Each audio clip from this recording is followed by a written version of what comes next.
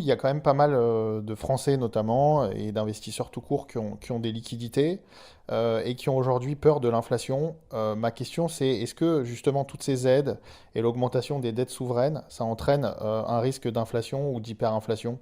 Il y a beaucoup de prêts qui sont accordés, mais on sait qu'il y a une partie de ces prêts, donc d'argent qui est mis dans le circuit économique, qui correspondent pas à la réalité, donc à de la production. Et donc, s'il y a plus de monnaie que de biens produits, à ce moment-là, les prix montent, tout simplement, parce que les gens ont plus d'argent pour dépenser pour une production qui elle, est finie. Donc, il y a beaucoup de prêts qui sont accordés en ce moment, mais on sait qu'une partie de ces prêts, c'est de l'argent qui est un peu perdu dans le sens où ça va à des entreprises qui vont fermer demain. Et donc à partir de là, on a mis en circulation de la monnaie qui va être dépensée et qui va sans doute qui va être décorrélée par rapport à la production réelle. Et donc ça c'est dans la théorie économique, c'est ça qui apporte de l'inflation. Maintenant, à court terme, il y a des aspects de l'économie qui vont être déflationnistes et des aspects inflationnistes. Je prends un exemple, le trafic aérien, euh, c'était devenu de la consommation de masse.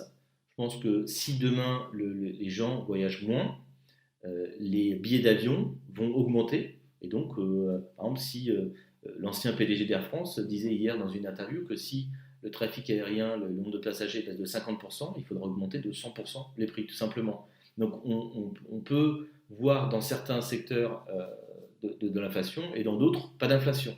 Je vais prendre un autre exemple, que tu suis beaucoup, l'immobilier. Il y a des coûts actuels pour des grues qui sont sur des chantiers, qui sont en leasing et qui sont pas en activité. Donc en fait, les entreprises de travaux, de rénovation, qui construisent des immeubles ont des coûts.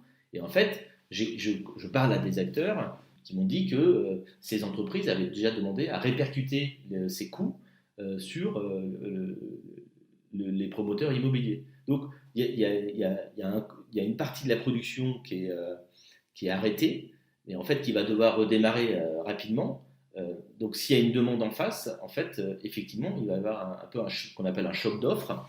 En 2008, on était dans un choc de demande, mais là, on va avoir un choc d'offres. Pour réduire ce choc d'offres, c'est pour ça qu'il y a eu le chômage partiel, etc., pour aider les entreprises à survivre pendant la crise. Donc il y a des industries qui vont être déflationnistes et d'autres inflationnistes.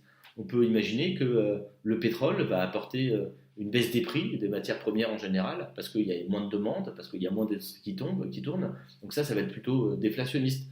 Et après, il y a d'autres facteurs qui sont fonction du crédit apporté.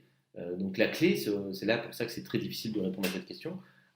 Quelle va être la masse de crédit que les banques vont accorder aux acteurs économiques dans les 2 prochaines années. Et ça va être critique pour l'inflation, mais aussi pour les prévisions de croissance économique.